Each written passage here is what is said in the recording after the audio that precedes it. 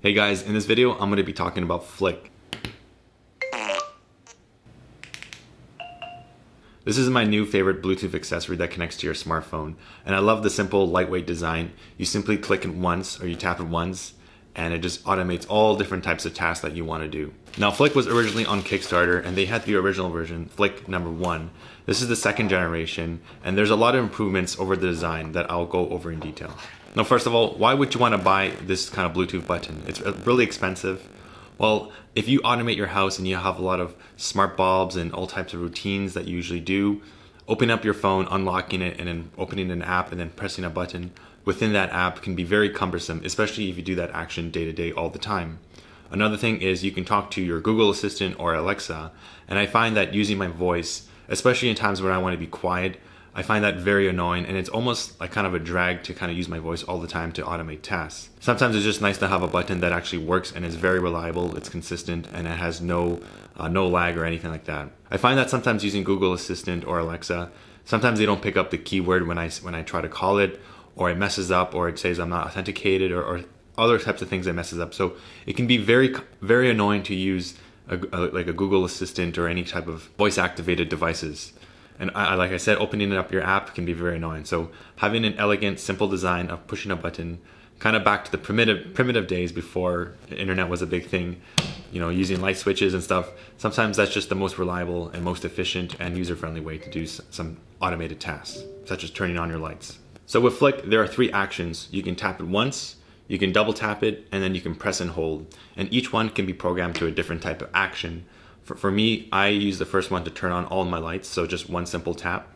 Double tap just turns on the office lights, and this toggles lights on and off so that you don't have to program another function to turn off the lights. And then press and hold, personally right now, it's set to my computer, and it's on a wake on LAN. So basically, I'm able to send a magic packet. My computer is connected via Ethernet to my router, and it sends this magical packet that actually turns on the computer. So that's a really cool way of turning on a computer. I don't have to like bend down and press the button to turn on my computer. I can just press and hold and it turns on my computer, and it's actually working really fast.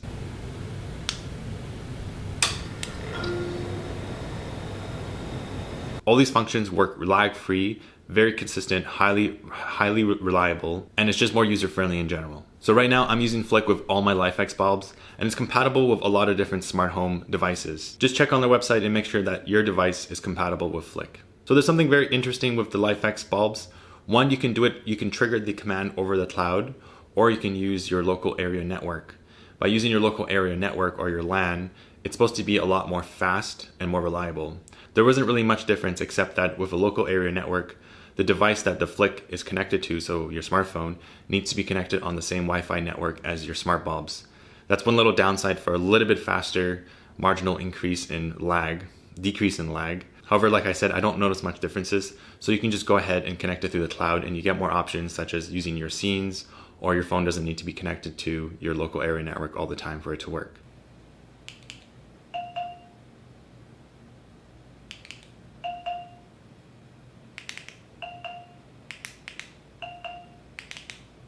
Now when you're using this with LifeX, my only criticism was selecting the color. When I want to set the white temperature, so such as 3500 Kelvin or 5000 Kelvin for a bluer light, I have to use a wheel, and it's kind of cumbersome to find the exact color temperature you want. So I really wish they would just make it into a numeric system. Let's say I want to select 3500 Kelvin, I just select 35 Kelvin. Right now it's just some kind of weird wheel, and you have to kind of guesstimate where the 3500 Kelvin lies within that wheel. Now, unfortunately, I only have one Flic button, but if you have many Flic buttons and you have a family and you want to connect to, let's say it becomes a little cumbersome to connect to just one app, you would need multiple apps and then multiple phones for each member of the family to connect. There's a Flic hub, which you can connect all your Flic devices, your Flic buttons, to that one hub. But I don't have that. I don't have that use case. I live in a small apartment, therefore I don't need that. But if you really need that, it's going to cost you more, and you can get the Flic hub. Now let's talk about the actual Flic device. This is actually a really nice design. It's very light. It has a very satisfying click when I press it. And that's one of my favorite things about using this, is just going back to a primitive way of interacting with our smart home devices, is actually just having a tactile feedback when you interact with the device.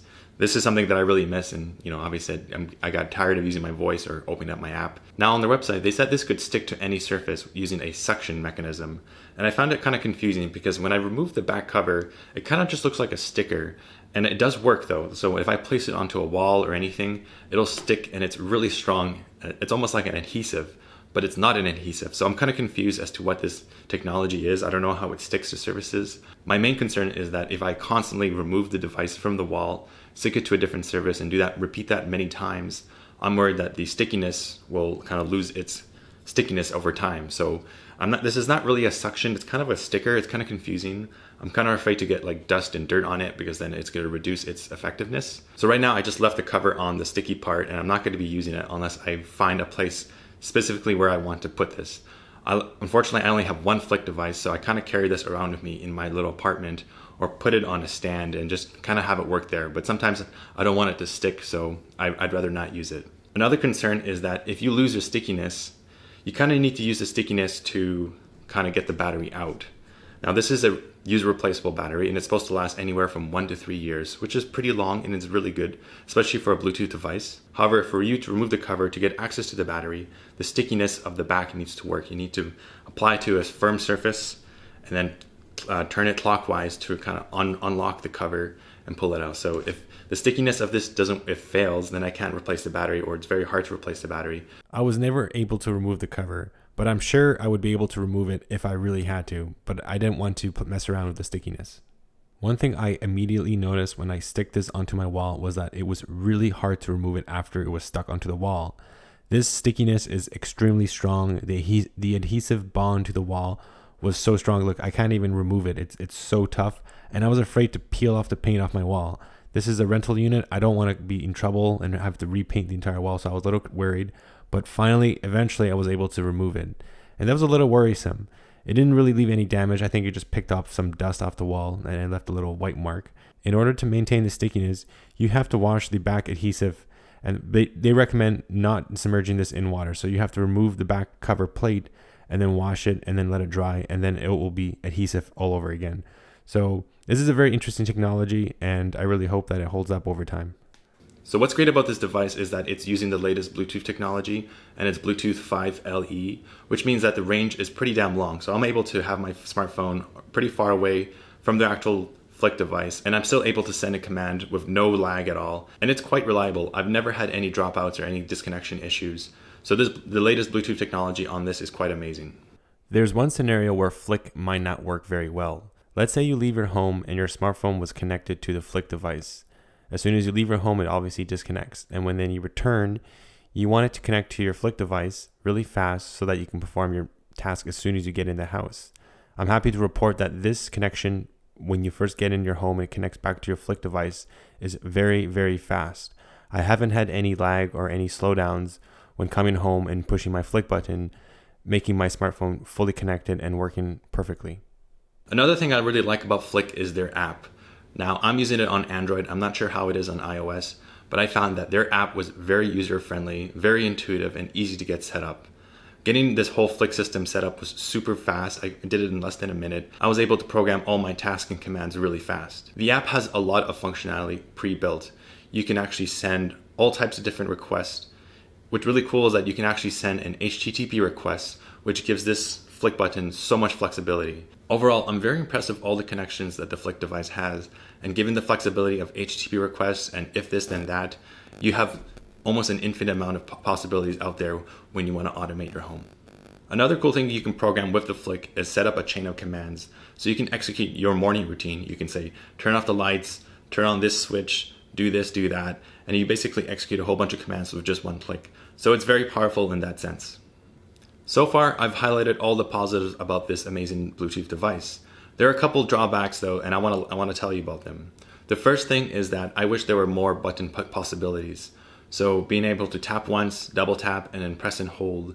That's great. That's already 3 options, but I wish they would give us more flexibility. So for example, a triple tap or a combination of holding and tapping once. This would give the Flic device more possibilities and more value for your buck. Speaking of money, I do think that this Flic device is extremely expensive. For this little Bluetooth device, it costs $30 US plus shipping. So it costs a lot of money. Now, if you buy a bundle pack, you can reduce that price to maybe about $5 or $3 off each Flic device. However, I still think it's really expensive and I think it's very prohibitive. So that is my major complaint. It's the cost of this item.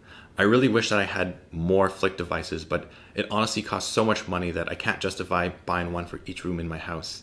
Although I really, really wish to. So maybe I'll change my mind and I'll go out and buy more, because I'm actually quite convinced that this Bluetooth device is the right way to interact with your smart home devices. And one side note, if you're using Android, I noticed that if you install the app, you'll see that the Flic service is always running and there's a persistent ongoing notification. I found that notification very annoying because it's kind of noisy. I don't like seeing notifications as I pull down my taskbar.